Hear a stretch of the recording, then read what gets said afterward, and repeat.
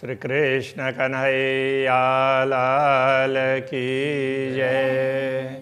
श्री निजानंद स्वामी की जय।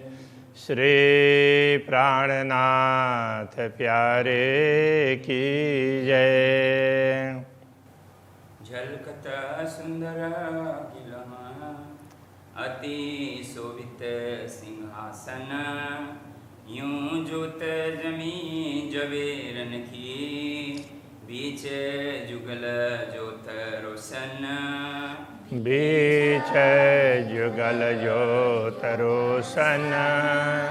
श्री कृष्ण कन्हैया लाल की। मूल मिलावे के अंदर चारों तरफ स्तंभ,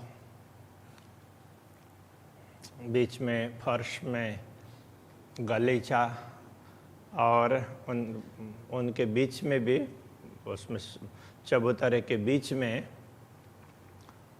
गलीचा तो पूरा पूरा फर्श में भरा हुआ है और चबूतरे के बीच में सिंहासन। दो बात करने के बाद में कहते हैं लाल तकिए ऊपर शोभित। लाल तकिए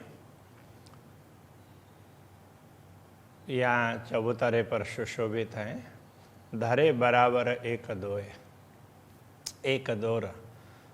तो सभी सीधी पंक्ति में रखे हुए हैं। जैसे बाहरी साइड में कटहरा है तो उसके साथ साथ में तो ये तकिए हैं।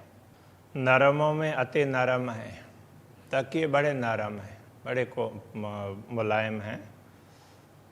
पसम भरे अति जोर, मानो अंदर न वो रेशम की रुई हो और वो भरी हुई हो, उस प्रकार से पसम भरे रेशम भरा हुआ है। और परम धाम का तो अब दुनिया में तो रेशम भर करके तकिया नहीं होता, तो परम धाम में तो हर प्रकार की वस्तुएं उपलब्ध होती है। तो दुनिया में रेशम का वो तकिया बनाने में पोसाता नहीं है, बड़ा महंगा पड़ता है। तो परम धाम तो उसमें तो संपत्ति का कोई पारावारी नहीं है। तो इस प्रकार से बड़े नरम। जेता एक कठेड़ा सब में सुंदर तकिए। तो जेता एक कठेड़ा कहने का तात्पर्य एक शब्द है, यहाँ दूसरे अर्थ में है। तो जहाँ जहाँ तक कटहरा, जितने तक कटहरा है उस अर्थ में सब में सुंदर तकिए। तो वहाँ कटहरा जहाँ जहाँ तक है वहाँ सुंदर तकिए हैं।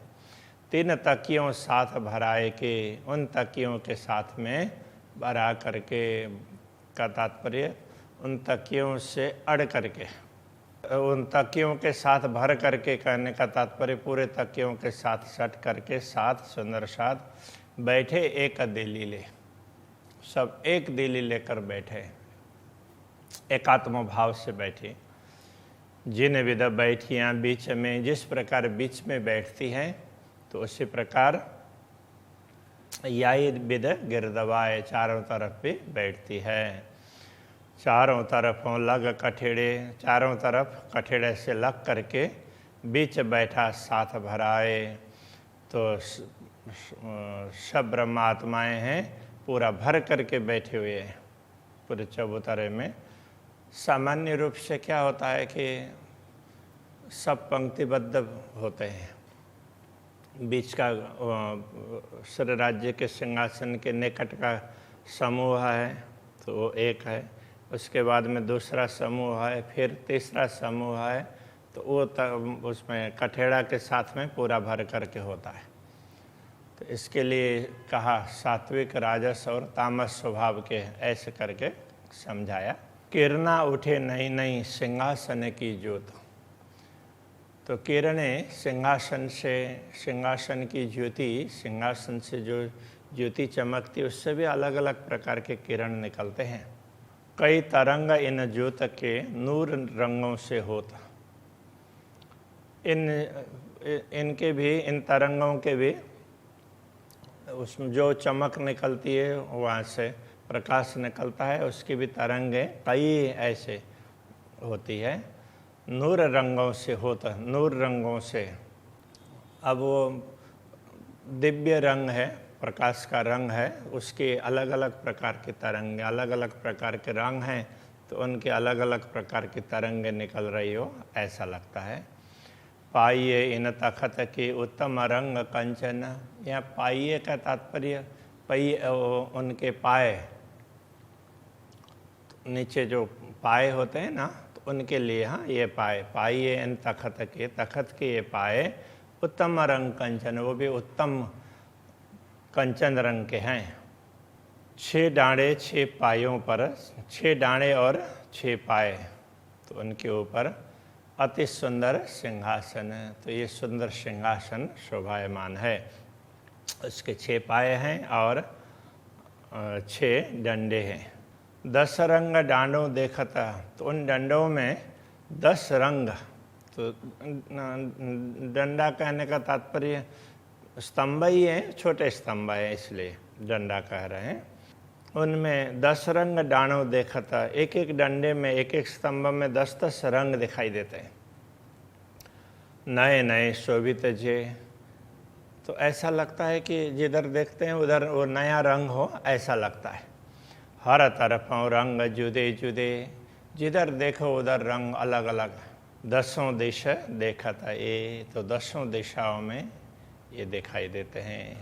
तो कहने का तात्पर्य एक एक डाँडे में 10-10 रंग कहते हैं ना, तो इस प्रकार से ये 10 रंग 10 दिशाओं में दिखाई देते हैं। तो 10 रंग तो एक एक डाँडे में है, किंतु 10 दिशाओं में तो ये रंग दिखाई देंगे। उस हिसाब से ये एक कहने का तात्पर्य, चारों तरफ ये 10 रंग फैले हुए हैं, तो उसको चारों तरफ कहने में अब 10 दिशा कह दिया, कहीं भी कोई जगह खाली नहीं है, इस हिसाब से समझा रहे हैं। एक तरफ देखता एक रंग, तरफ दूजा रंग, एक तरफ से देखते हैं तो एक रंग दिखाई देता है, थोड़ा सा दूसरे तरफ जाकर देखते हैं तो दूसरा रंग दिखाई देता है।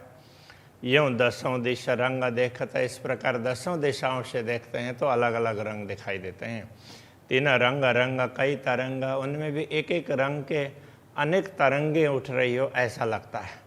3 डाँडे जो पिछले, 2 तकिए बीच 3 डाँडे जो पिछले, सिंहासन में पीछे के भाग में 3 डंडे हैं, 3 स्तंभ हैं। 2 तकिए बीच 3, तो उन 3 स्तंभों के बीच में 2 तकिए हैं। कई रंग वृक्ष बेली बूटियाँ एक कैसे हुए वर्णन, तो उन तकियों में अलग अलग रंग के वृक्ष हैं, कहीं वृक्ष की चित्रकारी है, कहीं लताओं की, कहीं अलग अलग बूटियाँ वगैरह हैं। एक कैसे हुए वर्णन, उनका वर्णन कैसे करें।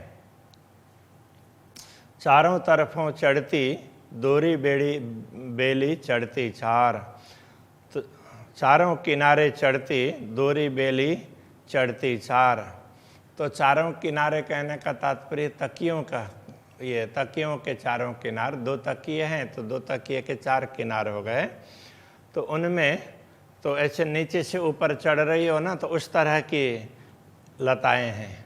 दोरी बेली चढ़ती 4, तो ऐसे दोरी की वो लता की तरह से वो 4 चढ़ती है, तो चारों किनारों में ऐसे नीचे से ऊपर चढ़ रही हो ना ऐसा लगता है। चारों तरफों फूल चढ़ते, तो इसी प्रकार से चारों तरफ देखते हैं तो फूल भी ऐसे ही नीचे से ऊपर की ओर बढ़ रहे हैं और खिल रहे हैं ऐसा लगता है। करता अति झलकार, इस प्रकार वो बड़े झलकार चमकते हैं, तो उनसे वो प्रकाश, वो ऐसे उसको क्या बोलेंगे, प्रकाश के झलकार, तो वो प्रकाश की चमक ऐसे दिखाई देती है। 3 डाणों पर छतरियाँ, उन डाणों पर छतरियाँ हैं। जैसे 3 में ना ह्रस्व ती होता है तो उन अर्थ होता है, और दीर्घ ती होगा तो संख्या अर्थ होता है, ये भी ध्यान रखना। 3 डाणों पर छतरियाँ, अब कहते हैं कि अब ये 3 पीछे डंडे हैं और 3 आगे हैं, तो अब उन डंडों पर इस तरह से कहा है, उन डंडों पर छतरियाँ हैं, अति शोभित हैं 2, तो उनके ऊपर में 2 छतरी सुशोभित हैं। माहे कई दोरी बेली कांगरी, उन छतरियों में भी, उन छत्र जो जिनको हम लोग सामान्य रूप से गुम्मट बोल देते हैं, तो वो क्षत्रिय है। तो उनमें भी माहें, उनके अंदर में भी दोरी, बेली, कांगरी, तो ऐसे दोरी से ऐसे कई लताएं बनी हुई हो, ऐसे कई प्रकार की चित्रकारी है, कांगरी है। क्यों कहो शोभा सोए, अब उसकी शोभा कितनी बताएं। दो एक कलश, दो छत्रियों के ऊपर में 2 कलश हैं, 6 कलश ऊपर डांडन, तो 6 डंडे के ऊपर में 6 कलश हैं, 6 स्तंभों के ऊपर 6 कलश और 2 छत्रियों के ऊपर में।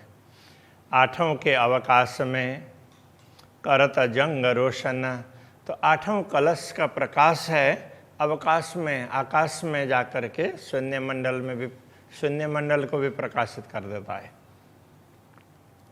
तो इस प्रकार ये 8 कलश का प्रकाश है, पूरे आकाश में छाया हुआ रहता है। नकस फूल कटाव कई तेज ज्योत जुगत, तो इनमें भी अलग अलग प्रकार की नक्काशी है। नक्काशी का तात्पर्य चित्रकारी है। फूल है, कटाव तो कढ़ा हुआ इस तरह से चित्रकारी है, जैसे कुछ ऊपर से भरे हुए हैं, कुछ खोदे हुए हैं, इस ऐसे अलग अलग प्रकार की चित्रकारी होती है। कई तेज ज्योत जुगत, उनका तेज है अलग अलग प्रकार से, उनकी ज्योति है उसमें अलग अलग प्रकार से तेज निकलता है। देख के देखिए, देख करके देखते ही रह जाते हैं। नैना क्यों ना होए त्रपत, दर्शन करते ही रहें तो भी आँखों को तृप्ति नहीं मिलती है। चाकले 2 पश्चिमी, अब सिंहासन में 2 चाकले हैं, तो एक गादी 2 ही चाकले आता है ना, तो उसमें 2 चकले हैं, 2 आसन हैं, तो उसमें भी विभिन्न प्रकार की चित्रकारी है। वो भी पश्चिमी के बड़े, दोनों आसन, दोनों चाकले हैं वो पश्चिमी के हैं। पश्चिमी का तात्पर्य रेशम, इतना नरम है। ज्योत जवेर नरम अपार, उनमें अलग अलग प्रकार के रत्न जड़े हुए हैं और उनसे भी वो भी बड़े नरम हैं, वो चुभते नहीं हैं। उनके ऊपर बैठते हैं, जैसे कोई आसन हो उसमें हीरे वगैरह जड़े हुए हैं, उसके ऊपर बैठना हो तो चुभेंगे, किंतु ये चुभने वाले नहीं हैं, ये नरम है। बैठे सुंदर स्वरूप 2, तो दोनों आसनों पर दोनों स्वरूप, सुंदर स्वरूप बैठते हैं श्री राज्य और श्यामा जी। देख जाऊं बलिहार, उनके दर्शन करते करते उनके प्रति समर्पित हो जाते हैं। जरे जिमी की रोशनी भराए रही आसमान, तो वैसे परमधाम में क्या है, एक एक कण की, परमधाम की भूमि के एक कण का प्रकाश भी न पूरे आकाश में छा जाता है। तो क्यों कहूँ ज्योत ताकत की, अब ये तो राज्य का सिंहासन है, उसकी ज्योति कैसी होगी, तो कहीं समाती नहीं है, मूल मिलावा से बाहर निकल करके पूरे आकाश में छा जाती है, ये कहना चाह रहे हैं। तो जब एक कण की भी रोशनी आकाश में समाती नहीं है, तो इस सिंहासन की बात क्या करें।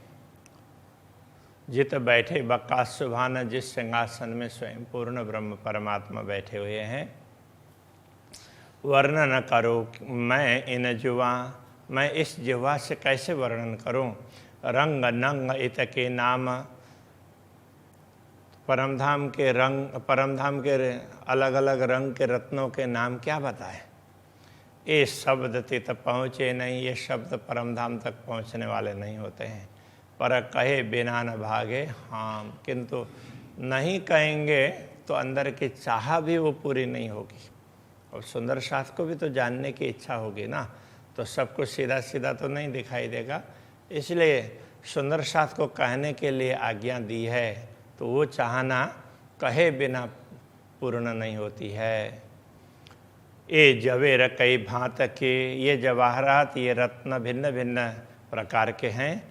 शोभित भांत रूप कई, और ये अलग अलग प्रकार के से सुशोभित होते हैं, अलग अलग रूप में, अलग अलग रंग में। सो पल पल रूप प्रकाश ही, उनका अलग अलग स्वरूप है, पल पल में उसमें से भी प्रकाश निकलता है। यों सकल ज्योत एकमयी, इस प्रकार सबसे जो प्रकाश निकलता है वो मानो एक आकार होकर के आगे बढ़ता है। तो एक होता हो तो भी उसमें अलग अलग भी दिखाई देते हैं। जैसे किसी वो छोटे छोटे सूत से रस्सी बनी हो तो वो हर सूत के रंग अलग अलग हों तो उनको लपेट करके उनसे रस्सी बनाते हैं, उनको ट्विस्ट करके। तो फिर रस्सी तो एक है किंतु उसमें अलग अलग रंग भी दिखाई देते हैं। तो इस प्रकार से सारी ज्योति है तो यूँ सकल ज्योत एकमयी, सब एकाकार भी हो जाती है। गिलम ज्योत फूल बेलियाँ, गिलम नीचे का कारपेट गलीचा, तो उसमें भी फूल बेलियाँ इनकी चित्रकारी है। उनसे निकलने वाली ज्योति भी अलग प्रकार की है। ज्योत ऊपर की आवे उतर, ऊपर चंदवा है तो उसमें भी ज्योति है, उसकी ज्योति नीचे आती है और उसके गलीचे की ज्योति है ऊपर जाती है। ज्योतें ज्योत सब मिल रहे, इस प्रकार एक ज्योति से दूसरी ज्योति मिल जाती है। ए रंग जुदे कहूँ क्यों कर, अब उनके अलग अलग रंग कैसे कहें, इस प्रकार से मिल जाती है। ए मूल मिलावा अपना नज़र दीजिए, तो ये अपना मूल मिलावा है, इस पर अपनी दृष्टि बनाए रखो। हमेशा मूल मिलावा की तरफ में दृष्टि होनी चाहिए। पलक न पीछे फेरिए, एक क्षण के लिए भी इससे अलग नहीं होना। ज्यों इश्क अंग उपजत, इसके कारण प्रेम अपने रोम रोम में ना तो प्रेम प्रकट होगा, हृदय में भी और रोम रोम में भी। जो मूल स्वरूप है अपने, जो अपने मूल स्वरूप हैं, जाको कई परात्मा, वो परात्मा है। हमारे मूल स्वरूप कहने का तात्पर्य ब्रह्मात्माओं के जो सुरताएं दुनिया में आई है और नश्वर शरीर धारण करके बैठी है, उनकी मूल स्वरूप है, उनको परात्मा बोलेंगे, परमधाम के स्वरूप है। और परमधाम का स्वरूप है सब ब्रह्मात्माओं का, उनका मूल स्वरूप श्यामा जी, और श्यामा जी के मूल स्वरूप पूर्ण ब्रह्म परमात्मा श्रीराज जी। इस प्रकार से समझना चाहिए। तो जो मूल स्वरूप हैं अपने, जाको कहिए परात्मा, तो ब्रह्मात्माओं की सुरताओं के मूल स्वरूप है, उनको परात्मा कहा है। सो परात्मा ले के, उस परात्मा को लेकर के विलसी संग खसम, पूर्ण ब्रह्म परमात्मा के साथ में विलास करो। कहने का तात्पर्य परात्मा में जागृत हो जाओ, फिर धाम धनी के सानिध्य के सुख का अनुभव करो। महामत कहे ऐ मोमिनो, महामति कहते हैं ब्रह्मात्माओं, करो मूल स्वरूप वर्णन। मूल स्वरूप का वर्णन इस प्रकार से करते हैं। अब और भी वर्णन करेंगे। मेहर करी माशु कने, लीजो रूह के अंतस्करण। स्वयं पूर्ण ब्रह्म परमात्मा ने ही कृपा की है, वही कहला रहे हैं। इसलिए ये उनकी शोभा, युगल किशोर की शोभा में ही ये मूल मिलाव की भी शोभा है। वो बैठे हैं तो मूल मिलाव की शोभा है। तो ये सारे शोभा का वर्णन युगल किशोर की शोभा का ही है। लीजो रूह के अंतःकरण, तो उन्होंने कृपा की है। और अब आत्मा के अंतःकरण से, आत्मा से इन बातों को ग्रहण कर लो, समझ लो, तो समझ में आ जाएगी। इस प्रकार से ये समझाया है। श्री कृष्ण कन्हैया लाल की जय। लीजो रूह के अंतस्करण, लीजो रूह के अंतस्करण। महामत कहे ए मोमिनो, महामत कहे मोमिनो, करो मूल स्वरूप वर्णन।